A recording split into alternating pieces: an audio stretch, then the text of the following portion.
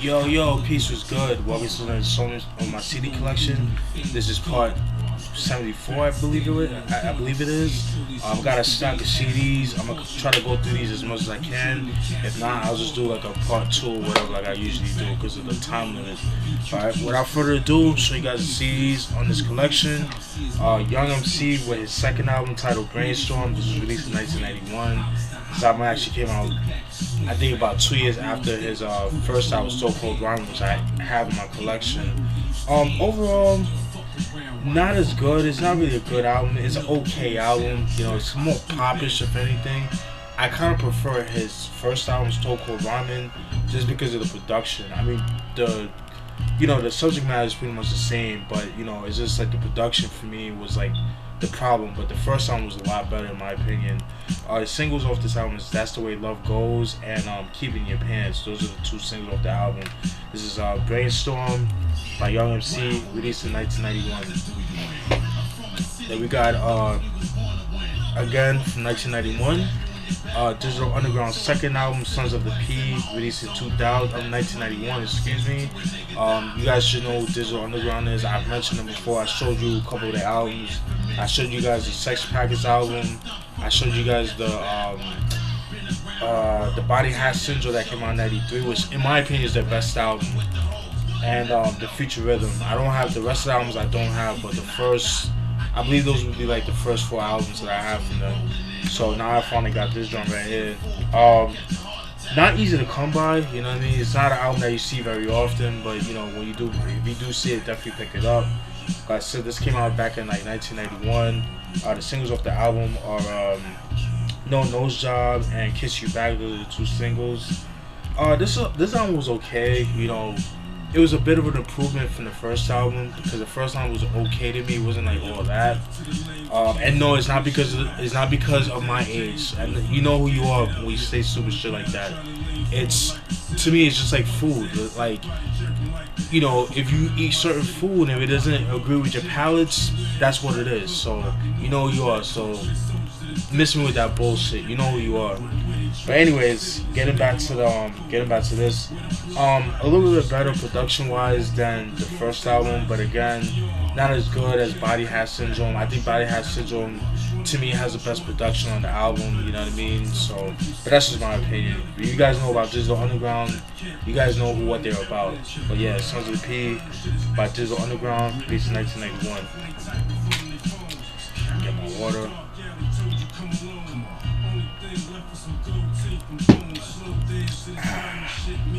Alright.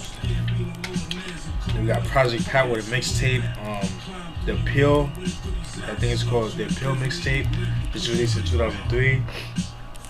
This is pretty much pretty much him freestyling or rapping over other people's beats and stuff like that. So but it like anything from like 3 6 Mafia related, that he's rapping over. So, but the way they did it sounds like a new song the way they did it, but it's actually pretty dope. But this came out in 2003. Hypnotized, Project Pat. Yeah, good shit right here. Then we got this album, Kingz Kounty by Jaz-O and the Immobilarie Immobilarie presents Kingz Kounty. This came out in 2002. I remember hearing this album back when it first came out, and I don't really remember it too much, but then I revisited, and it's not really that good. I think the production could have been a lot better. It just had that, in my opinion, it just had like that commercial sound and shit. Like he was trying to go for the more commercial sound. I think the only good songs off the album are 718, Love Is Gone, and BQ featuring Mr. Cheeks. That shit was dope. But those are the only 3 songs I like from them. But the rest of the album was kind of meh. Like I said, like the sound of the album, production wise, he was trying to go for the more commercial sound. I was like, come on, Jaz-O, you could do better than that. But it is what it is. But yeah, this is Jaz-O and Immobilarie presents Kingz Kounty, released in 2002. Song I got left. Then we got Lake Entertainment presents The 41st Side, released in 2001. Sorry about that. This is pretty much a compilation I was doing by Lakey the Kid, who is part of Queensbridge. He's from Queensbridge, and what he did was he got like, it's kind of like his version of Nas's QB's Finest, but his version. But it was like people from his block, from the 31st side of the project. So yeah, people like Havoc, Littles, Nature, Big N.W.A, Killer Shot, rest in peace to him, Nas. But I think Nas is more 40. I think he's from 40th side, if I'm not mistaken. Lake himself. You got Cormega, Capone, Noriega. Even though Noriega's from Left Rack. Tragic Gaddafi, Prodigy, Mobb Deep, obviously. A couple other people. Very, very dope compilation album right here. If you guys like that early QB sound like I do, like from the mid to late 90s to early 2000s, like I do, and that sound that I miss, then this is the album to get. Funny story with this album, I remember getting this shit back in 2001, but I got the bootleg, you know what I'm saying? And the reason why I copped it was because of the song Burn by Mobb Deep that was on the If Me album. At the time, the If Me album didn't come out yet, because I remember this dropping like around, this actually dropped on September 11th of all days. But I bought the bootleg, and I wanted that song Burn by Mobb Deep, and I thought that song was on this album, not knowing that it was on the If Me album that didn't drop until months later. I think that came out around Christmas, like around December of 2001, because I ended up getting that for Christmas of that year. So I threw this shit away, but then I saw it, I was like, yo, let me go cop that. So copped it, very dope shit. I remember that song Crushed Linen being very big back in the day. We Gon' Buck, featuring Noriega, Lakey the Kid, Capone, Cormega. Oh my god, I mean, dope shit right here. But yeah, dope shit, dope Queen shit, you know what I mean? Very dope shit, highly recommended. Alright. Then we got Lil Half Dead, Still on a Mission, released in 1996. Lil Half Dead, he's the cousins of Snoop Dogg, Nate Dogg, and Butch Cassidy of the East Siders. This came out in 1996. I think Butch Cassidy was part of the East Siders. Don't remember. I think he is, but could be wrong about that. But this is his second album, and I believe this is the last one he ever put out. He's done other stuff, you know, in the future, but like later on. But I don't think he dropped any more albums. I think this is like the last time he ever put out, which is a shame. Good shit right here. Dope West Coast G-Funk shit right here. The only single of the album is Southern Girl, which they have a video for. Definitely check that out. Very dope shit. Kind of like I guess like a little bit of horrorcore, but not as dark, I guess, but pretty dope. Definitely get his first album, The Dead Has Risen, which I don't have in my collection. Definitely will be picking it up. But yeah, this is Lil Half Dead, Still on a Mission, released in 1996. Then we got Eazy-E with his debut album, E Eazy Duz It, released in 1988, excuse me. You guys should know who Eazy-E is. I mentioned before when I did my N.W.A reviews and stuff like that, so you guys should definitely know who he is.